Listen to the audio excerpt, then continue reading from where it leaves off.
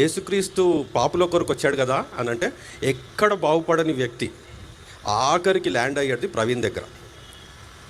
అక్కడ ల్యాండ్ అయితే ఏం చెప్పేవాడంటే, మనము వదిలేస్తే వాని జీవితం ఏం కావాలా అనేవాడు.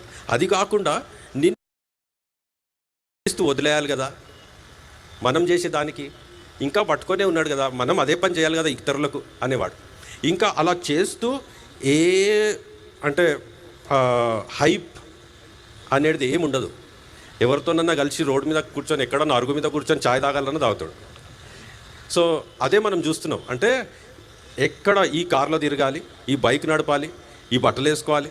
ఆ బట్టలు మనం టీవీలో చూస్తున్న అన్ని అంటే మంచిగా డ్రెస్ అయిందంతా ఏంటంటే ప్రజలు యాక్సెప్ట్ చేస్తారు, టీవీ ముందు అలా కనపడితే అని అలా వేసుకుంటాడు అంతే. But otherwise very simple person.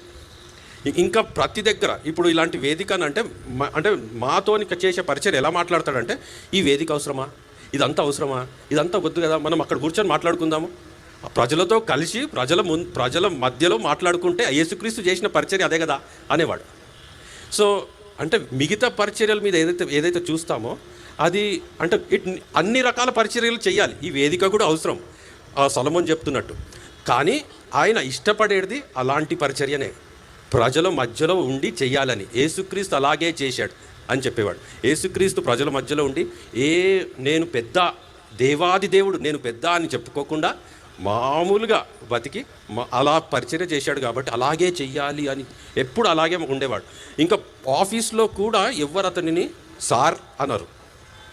Sir అంటే తిట్టేవాడు. నేను సార్ అంటే నేను సార్ అంటే నేను ఎప్పుడు నీతో మాట్లాడను, మరలా ఇంకోసారి నీతో మాట్లాడను అనేవాడు. అన్నా అనాలి అంతే. అతనితో కలిసి ఆఫీస్లో కూడా పనిచేశాను. అతను బిజినెస్ స్టార్ట్ చేసినప్పటి నుండి పనిచేశాను. సో ఎప్పుడు ఎవరితో కూడా నేను బాస్ అని చెప్పుకునే వ్యక్తి కాదు. సో అంటే